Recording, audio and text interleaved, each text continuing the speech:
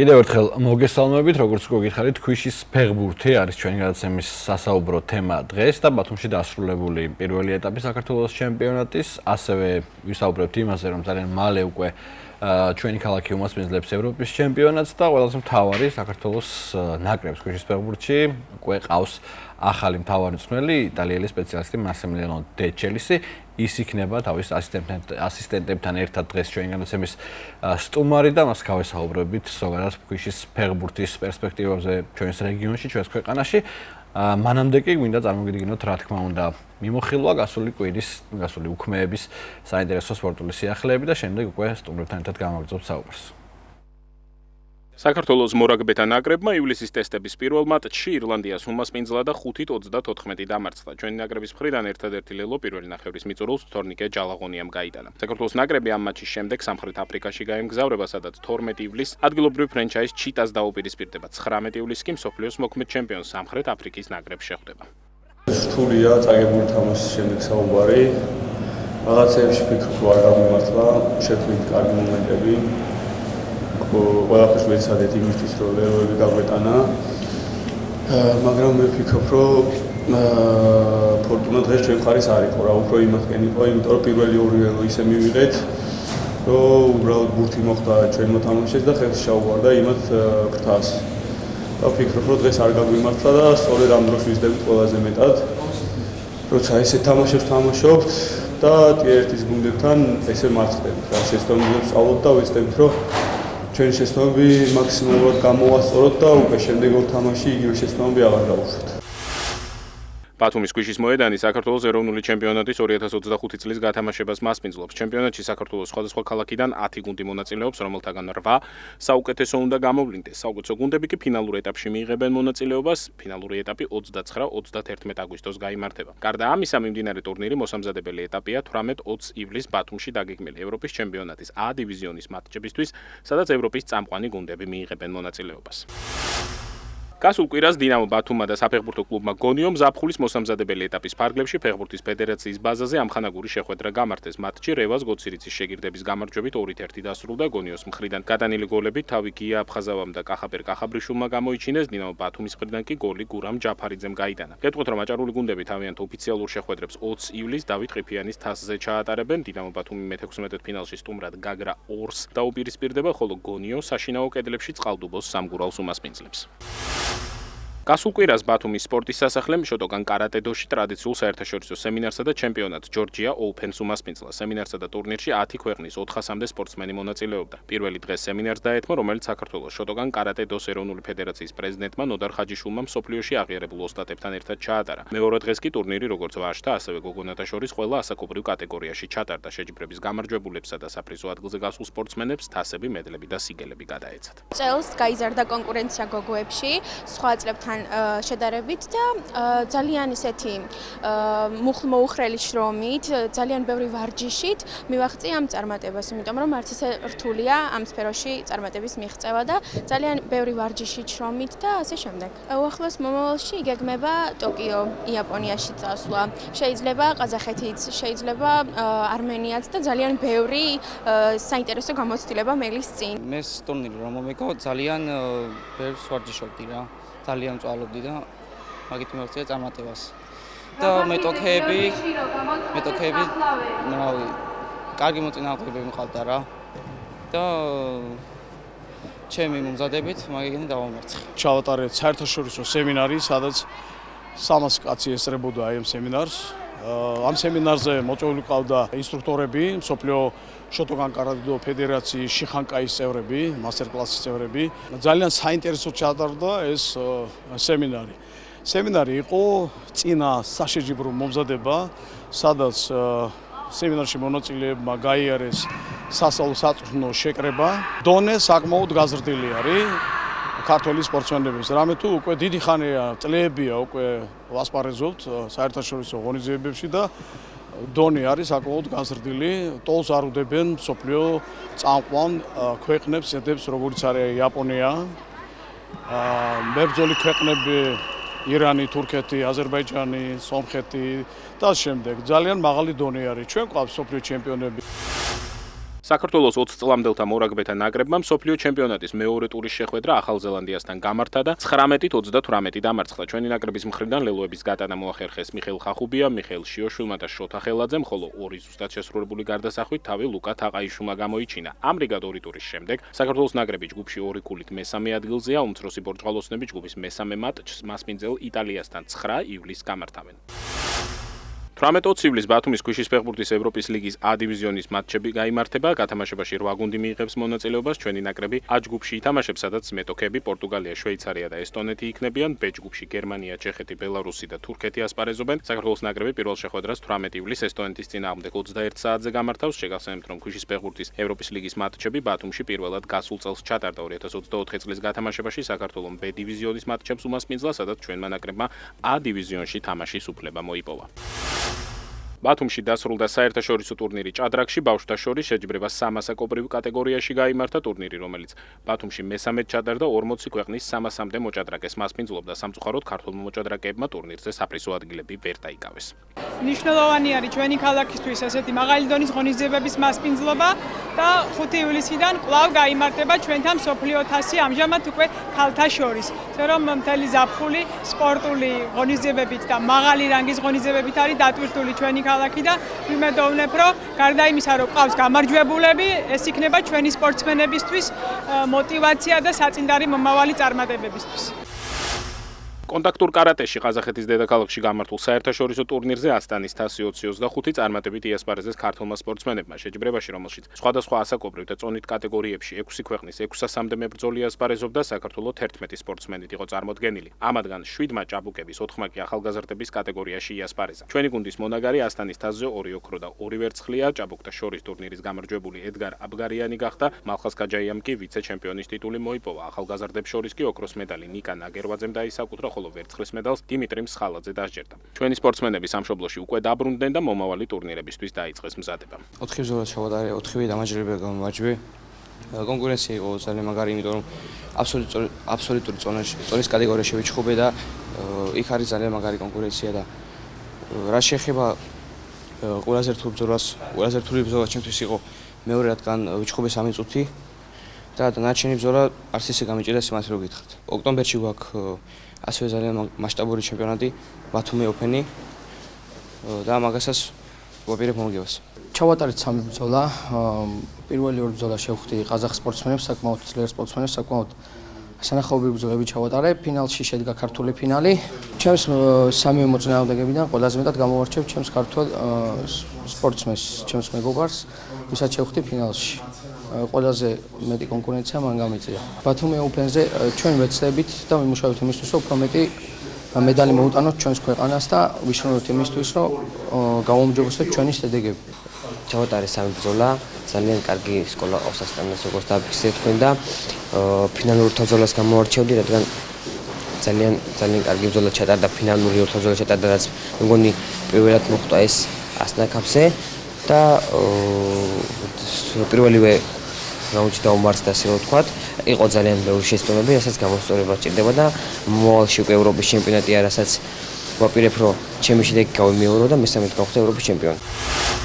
ფეხბურთში გოგონათა შორის საქართველოს 2025 წლის სასკოლო ოლიმპიადის გამარჯვებული ბათუმის მერვე საჯარო სკოლის გუნდი გახდა, რომელმაც შარშანდელი მიღწევა გაიმეორა და ქვეყნის ჩემპიონობა ზედიზედ მეორედ იზეიმა. აქვე გეტყვით, რომ მერვე საჯარო სკოლის გუნდმა ოქროს მედლებთან ერთად 2026 წლის მსოფლიო სასკოლო ოლიმპიადის საგზური მოიპოვეს. გამიჩნდა იდეა წლების უკარო ჩამომეყალიბებინა და შემექმნა ჩემი კლუბი მინი ფეხბურთში გოგონებს შორის და რა თქმა უნდა სკოლის დახმარებასთან ერთად ორგზის საქართველოს ჩემპიონები ვართ. 2026 წელს მოვიპოვეთ სოფლიო ჩემპიონატის საგზური. აგვისტოდან დავიწყებთ საერთო შეკრებას. ამაში დაგვეხმარება ჩვენი სკოლის დირექცია და ჩართული იქნება ჩვენთან ერთად აქტიურად, რათა 2026 წლისთვის ჩვენ ვიყოთ მზად ყველაფრისთვის. და შედეგები კარგი ვაჩვენებთ. მან კარგად დამთავრდა ჩვენთვის ეს შეჯიბრებები, რადგან ტიტული დავიცავით და ისევ დავტოვეთ სახში, მოვახერხეთ ყველაფერი ვქენით. ეს ჩვენთვის ძალიან სასიხარულოა, რადგან ამისთვის ძალიან ბევრი ვიშრომეთ და ჩვენთვის ძალიან მნიშვნელოვანია სათითაოდ ყველა ფეხბურთელისთვის. ამ ოლიმპიადაზე მაქსიმუმი არის, რომ რა თქმა უნდა გავიმარჯვოთ, მაგრამ ყველა მივიცით, რომ იქ კონკურენცია იქნება ძალიან მაღალ დონეზე. ეხლა ამ შეჯიბრებებზე გაგვიჭირდა და წარმოიდგინეთ მსოფლიოს ოლიმპიადაზე რა იქნება. მაგრამ ჩვენ მოვემზადებით მაქსიმალურად, იმიტომ რომ 2026 წლამდე ძალიან დიდი დროა და ძალიან ბევრი დრო გვაქვს და მაქსიმალურ შედეგს დავდებთ. საქართველოს ნაკრების კალათბურთელმა გიორგი შერმადინმა ტენერიფესთან კონტრაქტი გაახანგრძლივა, მხარეებმა შეთანხმებას მიაღწიეს და ინფორმაცია ოფიციალურად დადასტურდა. ქართველი ცენტრი ესპანურ გუნდში 2027 წლის ზაფხულამდე დარჩება. გეტყვით, რომ შერმადინი ტენერიფეს წევრი 2019 წელს გახდა, აქვე გეტყვით, რომ ქართულმა კალათბურთელმა კარიერის მანძილზე ესპანეთის ჩემპიონატის რეგულარული სეზონის უძვირფასესი მოთამაშის ტიტული, ანუ MVP, ორჯერ 2021 და 2023 წლებში მოიპოვა. მაშასე დავბრუნდით პირდაპირ ეთერში და როგორც დაგკვირდით დღეს ოფიციალური პრეზენტაცია გვექნება, შეიძლება ასე ითქვას, სტუდიაში საქართველოს ქვიშის ფეხბურთის ნაკრების ახალი მთავარი მწვრთნის მასიმილიანო დეჩელისის, რომელიც არის დღეს ჩვენთან გადაცემაში სტუმრად, ექსკლუზიურად მასთან გვექნება ინტერვიუ, მისი ასისტენტი ზურაბ ჭერლიძე ჩვენთან არის ასევე და ჩვენი კარგი მეგობარი ჯაბა ჭანტურია, რომელიც დღეს ჩემი თანაწამყვანი იქნება, ასე შეიძლება ითქვას. მოდი ჯაბა, პირველ რიგში შენგან დავიწყებ. ბატონი ზურაბი დაგვეხმარება, დღეს ჩვენი ასისტენტიც იქნება და თარგმანში ვარ დავიკარგოთ. და პირველ რიგში შენგან მოგცემ სიტყვას და მოდი წარუდგინოთ საზოგადოებას საქართველოს ნაკრების ახალი მთავარი მწვრთნელი. მოგესალმებით, ქალბატონებო და ბატონებო. მინდა ქართული ფეხბურთის, ქართული ქვიშის ფეხბურთის სამყაროს და გულშემატკივრებს წარუდგინო საქართველოს ეროვნული ნაკრების ახალი მთავარი მწვრთნელი, იტალიელი მასიმილიანო დეჩელისი და ნაკრები გუნდის მთავარი მწვრთნელის ასისტენტი ბატონი ზურაბ ჭერლიძე. ბატონი მასიმილიანო ერთხელ უკვე არის ბათუმში დამყოფი 2014 წელს ჩვენ გავუმართეთ ქვიშის ფეხბურთის საერთაშორისო კონფერენცია. აღნიშნული კონფერენციის ფარგლებში ის იმყოფებოდა ბათუმში და გვეხმარებოდა მაშინ კიდევ ქვიშის ფეხბურთის განვითარების გზაზე. ჩვენ არ გაგვიწყვეტია ეს პერიოდი კონტაქტები, მე თვალყურს ვადევნებდი მის საქმიანობას ბოლო წლებში დაახლოებით 4 წლის წინ სათავეში ჩაუდგა ძალიან დიდ საქმეს ის იტალიის ფეხბურთის ფედერაციის ეგიდით ახდენს ქვიშის ფეხბურთის მწვრთნელების გადამზადებას, რაც ვფიქრობ, რომ ზოგადად უპრეცედენტოა ქვიშის ფეხბურთის მსოფლიო მასშტაბით. აღნიშნული მიმართულება შემდეგ გაავრცელა პორტუგალიამ და ესპანეთმა და რატომ არა საქართველოში შესაძლებელია სამომავლოდ აღნიშნული კურსების დაგეგმვა. მას აქვს ძალიან დიდი პრაქტიკული გამოცდილებაც, ის ხელმძღვანელობდა გერმანიის, უნგრეთის ნაკრები გუნდებს, ასევე ხელმძღვანელობდა იტალიაში სხვადასხვა საკლუბო მიმართულებით.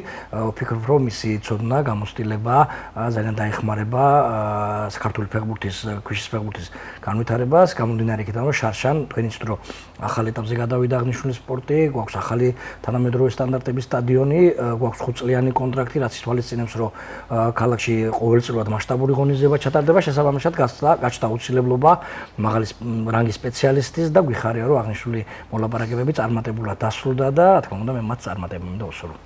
გიერთებით რა თქმა უნდა ამ სურვილებში, ბატონ მასილიანო, ჩვენც გილოცავთ ამ თანამდებობას, გვაქვს იმედი რომ საქართველოს ნაკრებთან ერთად წარმატებას მიაღწევთ და პირველი კითხვა ჩემი იქნება ასეთი, მოდი გადავთქვი რაც თქვი. დიახ. Ti auguro buona fortuna, che speriamo che con Nazionale Georgiana avrai buoni risultati. ჩემი პირველი კითხვა იქნება ესეთი, როგორც ჯაბამ დაახასიათა, საკმაოდ მაღალი დონის სპეციალისტი გახლავთ ბატონი მასიმილიანო და რატომ შეაჩერა, თქვათ, განვითარების ეტაპზე მყოფი ქვეყნის, ამ შემთხვევაში საქართველოს ნაკრებზე არჩევანი და რით არის ეს განპირობებული? Signor Giabba, ha parlato molto bene di te, di tua qualifica e chi sei come la persona e che mister sei. Perché hai scelto questa squadra nazionale georgiana che ancora non c'ha quel livello alto e sta nel fase di crescita? Con mister Giabba abbiamo un rapporto da 10 anni. Quando venne invitato per fare qui un seminario di beach soccer e con lui c'è stato un feeling immediato. Ბატონ ჯაბასთან თითქმის 10 წელია გვაქვს უკვე ურთიერთობა და პირველი დღიდან მქონდა კარგი შერწყმა ერთმანეთის ძალიან კარგად გავუგეთ და მაქვს დიდი სიმპათია მის მიმართ. Ho un ricordo bellissimo di quei 4 giorni trascorsi insieme, mi hanno fatto sentire a casa, in famiglia. ის 4 დღე როცა ვიყავი აქ, როცა ჩატარდა კურსები, თავი მაგზომინეს როგორც საკუთარ სახლში. E hanno rispettato e stimato la mia professionalità. ძალიან დიდი პატივი სცეს ჩემს პროფესიონალიზმს. Quando mi ha contattato non ho avuto nessun dubbio, volevo venire ad allenare la Georgia. როცა შემეხმიანა და მთხოვა რომ თუ შეიძლებოდა გამხდარიყავი საქართველოს ნაკრების მწვრთნელი, იმ წუთას ვედამხდარ, იმიტომ რომ ვიცი რა ადამიანიცაა და რაც დამხდებოდა ამ ქვეყანაში. E voglio contribuire con Giabba, tutto il management, lo staff e la squadra a portare la Georgia quanto più in alto possibile. და მინდა რაც შეიძლება მაღლა ყველაფერი გავიღო იმისთვის რომ რაც შეიძლება მაღლა ავწიოთ საქართველოს ბიჩ სოკერის ნაკრები და თვითონაც თლიანი ჩემპიონატი. ბატონო, ძალიან საინტერესოა. ბატონო ზორო, თქვენ დღეს მარტო თარჯიმანი არ იქნებით, თქვენთანაც გვექნება რამდენიმე კითხვა და მოდი რაც ჯაბამ დაახასიათა ბატონო მასიმილიანო, მისი თქვა პროფესიონალიზმი, თქვენთანაც თქვენ როგორც ასისტენტი მუშაობთ ამ შემთხვევაში ბატონო მასიმილიანოსთან და რისი გეიმედება, თქვა რა განვითარების ეტაპზე თქვენი დაკვირვებით, თქვა დღეს ვისწავლოთ საქართველოში და სად შეიძლება რომ მივიდეთ ბატონო მასიმილიანოსთან ერთად. მასიმილიანო მე ვთვლი და არა მარტო მე, მთელი სოფლიოს დონეზე ბიჩ სოკერის განხრით ითვლება ერთ-ერთი უძლიერეს სპეციალისტად. თვითონ ის ასწავლის ისეთ მწვრთნელებს, რომლებიც დღეს იტალიის საკლუბო დონეზე მუშაობენ და ძალიან ბევრი მწვრთნელი მისი გაზრდილი და მასთან გავლილი კურსები ნაკრებების მწვრთნელები არიან.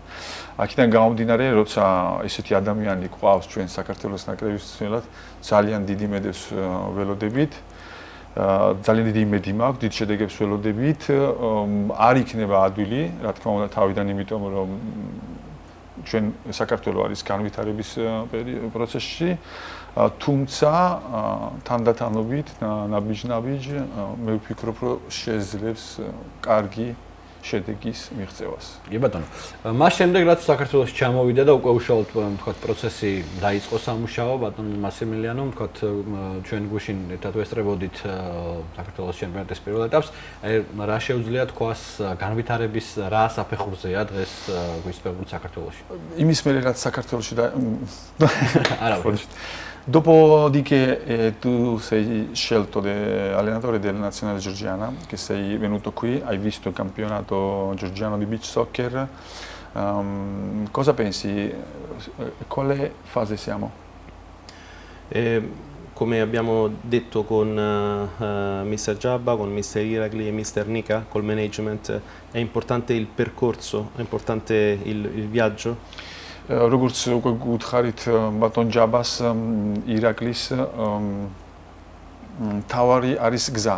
რა გზას გავივლით და როგორ გავივლით ამ გზას. Ancora più del risultato immediato, perché bisogna costruire un qualcosa di duraturo, di forte, di importante. იმაზე მეტად მნიშვნელოვანია, ვიდრე ეხლა მივიღოთ ჩვენ შედეგი, ამ გზის გავლა, რადგან უნდა ავაშენოთ ეს.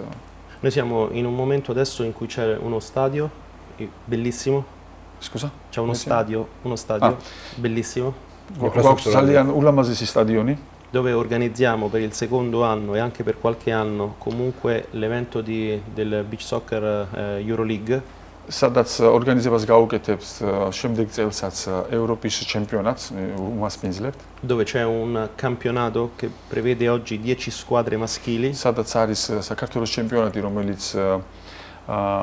რომელშიც იღებს მონაწილეობას 10 მამაკაც და გუნდი. E dove nel progetto a fine agosto ci sarà anche un campionato femminile, quindi სადაც პროგრამაშია ქალთა ფეხბურთის ჩემპიონატის ჩატარებაც. Quindi è un percorso di crescita importantissimo che dovrà anche guardare ai giovani. ანუ ძალიან მნიშვნელოვანია იმ გზაზე, რა გზაც უნდა გავიაროთ, გასაზრდელად დავაკვირდეთ ესევე ახალგაზრდებს. E magari chissà anche alla formazione di tecnici, perché sono elemento chiave di tutto il percorso di crescita. და ინფორმაციის მიწოდება, მწვრთნელების განათლება, რომელიც აუცილებლად მნიშვნელოვანია და გასაღებია ზრდისთვის. თუ სწორად ახსენდი, რაღაც ჯაბა, შენთან მიქნება შემდეგი ტიპის შეკითხვა, ვთქვათ, საქართველოს ჩემპიონატის პირველი ეტაპი ჩატარდა, ნახა რამდენიმე გუნდი, ვთქვათ, შემდეგი სამუშაო პროცესი რით გრძელდება და კალენდარიც რო ვთქვათ, საქართველოს ნაკრებს ვიცით რომ ევროპის ჩემპიონატზე ვიხილავთ A-დივიზიონში შემდეგ. კი, პირველ რიგში მე აუცილებლად მინდა აღვნიშნო და მადლობა გადაუხადო ყველა იმ ადამიანს, ვინც დღემდე თავისი წვლილი შეიტანა და როლი შეიტანა აღნიშნული სპორტის განვითარებაში, განსაკუთრებით ნიკა თოდაძეს, განსაკუთრებით კახი თოდაძეს, რომელიც ბოლო წლებში ხელმძღვანელობდა საქართველოს ეროვნულ ნაკრებს. Რა თქმა უნდა, ძალიან დიდი სამუშაო გასწია მასიმილიანომ დაესწრო რა აბსოლუტურად ყველა შეხვედრას, მოხდა ძალიან მაღალი დონის სელექცია, შეარჩია 18 ფეხბურთელი, ხვალიდან ფაქტიურად უკვე დაიწყება ოფიციალური ვარჯიშები ეროვნული ნაკრების და ფაქტიურად ლოგიკურად უნდა მივიდეთ ბათუმის ევროპის ჩემპიონატის A-დივიზიონის გათამაშებაზე, უკვე 18-ში ნაკრებს აქვს პირველი თამაში და ამ პროცესში ძალიან კარგი საორგანიზაციო ჯგუფი დაკომპლექტდა, გუნდს ყავს მეკარეების მსმენელი გიორგი რომანაძე, ყავს ადმინისტრატორი ნიკოლოზ ურმანიძე, ყავს ფიზმომზადების მსმენელი კახა ვაჩეიშვილი, ყავს ექიმი გიორგი საყვარელიძე, ფაქტიურად სტაფი ძალიან კვალიფიციური კადრებით არის დაკომპლექტებული და ის ფეხბურთელები, რომლებიც 18 ფეხბურთელიდან შეირჩევა, 12 საერთო ჯამში მე როგორც მაქვს ინფორმაცია მასიმილიანო ხშირად აღნიშნავს, ამას აუცილებლად ახალგაზრდებსაც მიეცემა ადგილი აღნიშნულ 12 კაცში. იქნება ერთგვარი დასაწყისი იმ დიდი გზის, რა გზა ჩვენ ფაქტიურად ლოგიკურად უნდა მივიყვანოთ სექტემბრის თვეში, იმიტომ რომ ყველაზე მნიშვნელოვანი პერიოდი ქვიშის ფეხბურთის მიმართულებით გვაქვს სექტემბერში, ეს არის სუპერფინალი ვია რეგიონში, სადაც ფაქტიურად უნდა გადაწყდეს ადგილის შენარჩუნების საკითხი. შესაბამისად, ჩვენ როცა ვისაუბრეთ მასიმილიანოს უთხარით, რომ პროგრამა მინიმუმი ეს იქნება ადგილის შენარჩუნება, მაგრამ ყველაზე მთავარი არის იმ გზის და იმ გუნდის შენების დასაწყისი და არავითარ შემთხვევაში არ შეითვლება და უშუალოდ ტრაგედიად წარუმატებლობა, იმიტომ რომ ჩვენ გვჯერა გრძელვადიან პერსპექტივაში, რომ მას შესწევს ძალა, არა მარტო ნაკრების წარმატებას მიაღწიოს, არამედ მივაღწიოთ კვალიფიციური კადრების გაზრდას, იმიტომ ამ ნაწილში ცოტა გვიჭირს და იგივე ჩვენ საქართველოს ფეხბურთის ფედერაციასთან აუცილებლად გვექნება საკითხი დაყენებული, რომ სამომავლოდ თუ იქ შესაძლებლობა იქნება დაიწყოს კურსები მსვლელთა გადამზადების მიმართულებით და უფრო მეტმა გუნდმა დაიწყოს საერთაშორისო დონის მიახლოებული თამაში ტაქტიკურად, ტექნიკურად, ვიდრე დაუშვათ დღეს გვაქვს, იმიტომ რომ ეს მნიშვნელოვანია, ფუნდამენტურია და აღნიშნული მიმართულების გარეშე ჩვენ გაგვიჭირდება სამომავლო განვითარება. კი ბატონო, ჩემი შემდეგი შეკითხვა, შემდეგი შინაარსის იქნება, აი ვთქვათ, ჩვენ ვიცით რომ საკმაოდ ნიჭიერი ხალხი გამოვდექით დიდ ფეხბურთში, ბოლო პერიოდის წარმატებები ამაზე მეტყველებს ქართველი ფეხბურთელების, მათ შორის იტალიაშიც. რა შეუძლია თქვას პატრონმა მასიმილიანომ ქვიშის ფეხბურთის მიმართულებით? გარკვეული შეხედულება არის ჩამოყალიბებული თითქოს, რომ მხოლოდ სამხრეთ ამერიკელებს გამოსდით ამ სპორტის სახეობაში ყველაზე კარგად თამაში და ამიტომ ბევრი ნაკრები მიმართავს იგივე ლეგიონერების ჩამოყვანის საკითხს. ჩვენთან ვთქვათ, ნიჭის თვალსაზრისით რა ნახა მან? Tota grzeli შეკითხვა გამოვიდა, მაგრამ ultimamente abbiamo visto che della Georgia ci sono giocatori che sono cresciuti talentuosi e stanno andando molto bene, non solo uno, due, tre e un po' di giocatori ultimamente stanno facendo vedere un bel calcio. Da questo punto di vista cosa vedi? Nel beach soccer ci sono, è possibile che avremo anche giocatori che possono avere livello alto e anche perché di solito si considera Sud America. Sud America che i giocatori di beach soccer giocano lì. Quindi cosa pensi? È una domanda molto interessante. Zalian sa interesso chi trova? Tahiti, che è un'isola della Polinesia, che ha 160.000 abitanti. 160.000 abitanti. Nel 2011, come federazione, decide di investire sulle risorse umane, sullo staff tecnico, perché dice noi vogliamo fare una nazionale di beach soccer forte. გადაწყვეტილებას იღებს, რომ ინვესტიცია ჩადოს მწვრთნელების განვითარებაზე. იმიტომ რომ თქვენს რომ ჩვენ გვინდა შევქმნათ კარგი ეროვნული ნაკრები beach soccer. La nazionale viene guidata da uno staff tecnico svizzero di 2-3 allenatori. ეს ნაკრები ამ ნაკრებს მაშინ მართავდა სვიცერო, შვეიცარიის სტაფი, მწვრთნელები, che vanno ad allenare la squadra per tanti mesi in Polinesia. მიდიან და ავარჯიშებენ რამდენიმე თვე ამ გუნდს. E i giocatori della nazionale tahitiana vengono in Europa a giocare in Italia, in Svizzera, in altri campionati europei, quindi di un livello molto alto. ტაიტიანას ფეხბურთელები ჩამოდიან ევროპაში და იღებენ მონაწილეობას და გამოცდილებას იმისათვის რომ აწიონ თავიანთი qualificazione da ხარისხი. Questi giocatori con duro lavoro in 2-3 anni acquisiscono una forza, una competenza, una qualità inaspettata. ეს ფეხბურთელები 2-3 წლის მანძილზე საკმაოდ მძიმე და დიდი შრომა გაიღეს და ძალიან მაღალ დონეზე აწიეს თავიანთი თამაშის ხარისხი. Tahiti nella Coppa del Mondo del Paraguay è arrivata tra le prime 4 al mondo. Tahiti Coppa del Mondo World Cup Super Championship პირველ 4-ში შევიდა. Sì, e negli ultimi mondiali comunque è arrivata alla fase finale del mondiale. Da bolo Super Championship ყოველთვის ფინალურ ეტაპზე გავიდა. Questo per dire che il duro lavoro, la programmazione, quando c'è la federazione sopra, quando c'è uno staff tecnico molto competente, il tempo poi porta dei risultati. ეს ნიშნავს იმას, რომ როცა ფედერაცია გუნდები ერთად მუშაობენ და არის კარგად დაპროგრამებული, აუცილებლად რამდენიმე წელში მოაქვს თავისი შედეგი. ხო, გასაგებია, პასუხი ალბათ დამაკმაყოფილებელია ამ თვალსაზრისით, რომ თუ ტაიტის შეუძლია ამის გაკეთება, რატომ არ შეუძლიათ ქართველებს?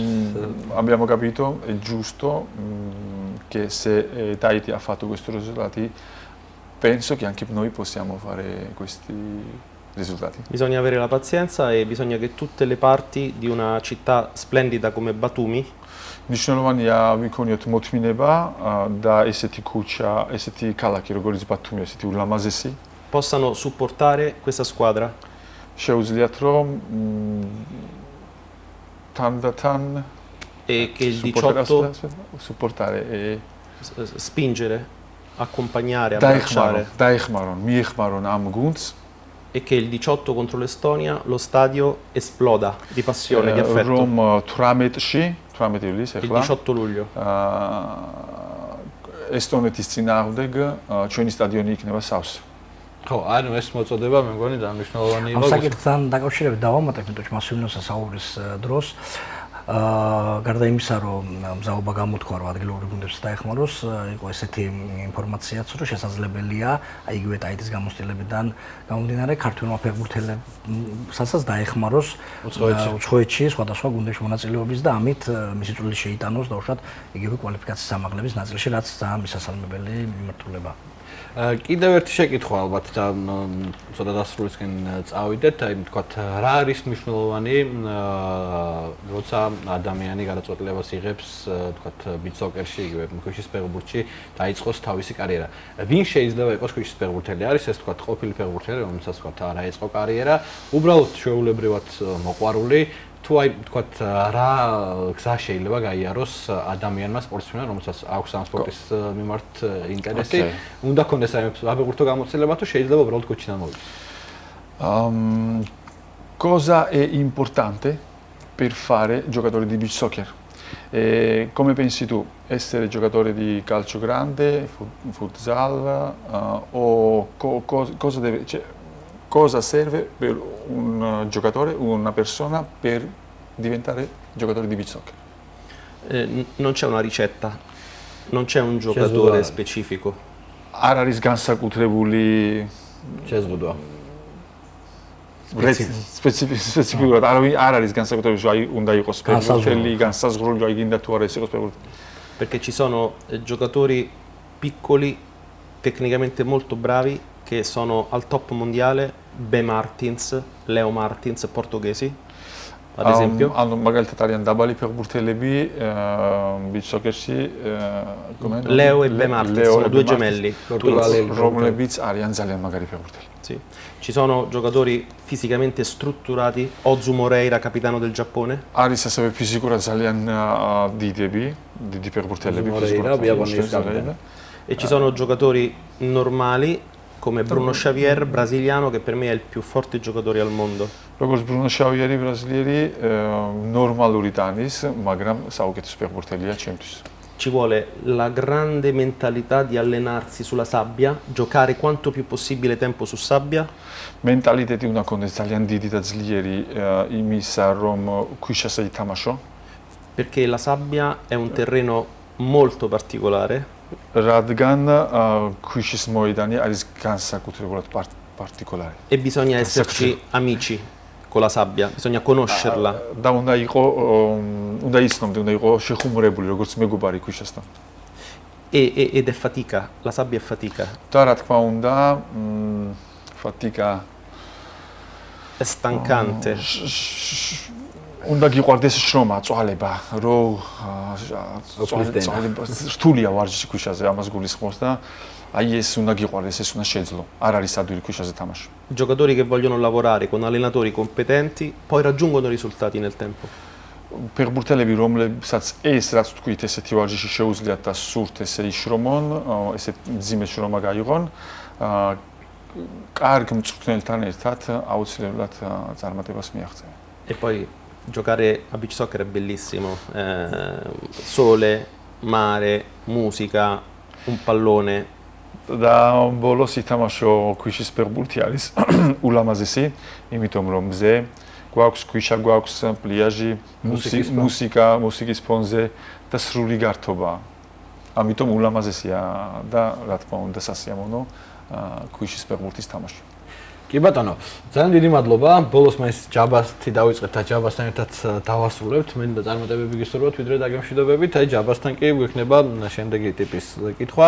ჯაბა, შენი აზრით, როცა თქვათ, აი ბატონი მასიმილიანოს დასრულდება სამუშაო, სად შენ ხედავ შენ როგორც სპეციალისტი ამ სპორტის სახეობის და ერთ-ერთი რაღაცა პიონერი ამ სპორტის სახეობის ჩვენს ქვეყანაში, სად ხედავ უკვე საქართველოს ნაკრებს და საქართველოში beach soccer-ის, იგივე ქვიშის ფეხბურთის განვითარებას, რა ეტაპზე დატოვებს ეს ადამიანი, რა პროგნოზს გააკეთებთ? კი, პირველ რიგში ძალიან მოხარული ვარ და თვითონაც გაოცებული ვარ, როცა გაიგო რომ ქალთა მიმართულებით ტარდება ჩემპიონატი, ასევე გვაქვს ახალგაზრდული გუნდი. მე როცა ვესაუბრებოდი მას და ჩვენ მიზნებს ვაცნობდი, მე მას ვთხარი რომ ერთ-ერთი სამომავლო გეგმა ჩვენთვის იქნება რომ მომავალ წელს თუ შეგვიძლია დივიზიონში შევინარჩუნებთ ადგილს, მაგალითად გარდა მამაკაცებისა ჩვენ უმასპინძლოთ ქალებში დივიზიონს და ასევე ჩვენი გრძელვადიან პერსპექტივაში ოცნება არის რომ ბათუმი უმასპინძლობს სოფლიო ჩემპიონატს. აი იქნება ჩემი ყველაზე დიდი გამოწვევა და ოცნება, რომელსაც მჯერა რომ მასიმილიანოსთან ზურასთან ერთად მივახცევთ და მაქსიმალურად ყველაფერს გავაკეთებთ, რათა ეს რეალობად იქცეს. ამისთვის ძალიან დიდი შრომა იქნება საჭირო, ამისთვის ახალი თაობა იქნება გასაზრდელი, ამისთვის ბავშვთან მიმართულებასაც უნდა მიექცეს ყურადღება. აი მაგალითად მიხარია, როცა ჩემი კლუბის ახსაზრდელები მომყავს, რომლებიც ორგანიზაციულ ნაწილში გვეხმარებიან, ტურნირის თამაშების დასრულების შემდეგ ფაქტობრივად მოედნიდან წასვლა არ უნდათ, იმეორებენ ეგრეთ წოდებულ მაგრატელას და ფაქტობრივად ამ ელემენტარული ნიუანსებით იწყება შემდეგ ამ კონკრეტული სპორტის სახეობის სიყვარული. ჩვენ დაგეგმილი გვაქვს აგვისტოს თვეში არაერთი ასაკობრივი ტურნირი ქვიშის ფეხბურთში, დაგეგმილია ბათუმის საერთაშორისო ტურნირი საკლუბო, ასევე გვექნება აგვისტოს ბოლოს უკვე ფინალური ეტაპი როგორც გოგონებში, ასევე მამაკაცებში და ფაქტიურად მე ვფიქრობ, რომ ჩვენ ყოველწლიურად უფრო და უფრო გავზრდით ქვიშის ფეხბურთის არა მარტო ტურნირების რაოდენობით, არამედ ასაკობრივ კატეგორიას, რომ რაც შეიძლება მეტმა ადამიანმა მიიღოს მონაწილეობა, ითამაშოს და როგორც მასიმილიანო ამბობს, შევაყვაროთ, დავამეგობროთ ქვიშასთან, რაც შემდეგი მენტალობისთვის ძალიან მნიშვნელოვანი და აუცილებელია. მე დარწმუნებული ვარ, რომ შენს მიერ დასახული გეგმები ისევე როგორც ვთქვათ, ეს საკითხები, რაც ახლა დღეს დაალაგდა ჩვენთან სტუდიაში, თავის დროს ესეც რაღაცა უცნობის ნაწილი იყო და დღეს უკვე რეალობაა. მე დარწმუნებული ვარ, რომ ეს მიზნები შენაც გაქვთ დასახული, ამ ადამიანთან ერთად აუცილებლად მალე ასევე რეალობად იქცევა და ჩვენ შეიძლება მალე ამ სტუდიაში მსოფლიო თაზეც ვისაუბროთ, რომელიც ბათუმში ჩატარდება. მადლობა კიდევ ერთხელ, რომ მყავით ჩვენი გადაცემის სტუმრები. ჩვენ დღეს ამით გემშვიდობებით, მომავალ ორშაბათამდე კეთილი სრულებით ნახვამდის.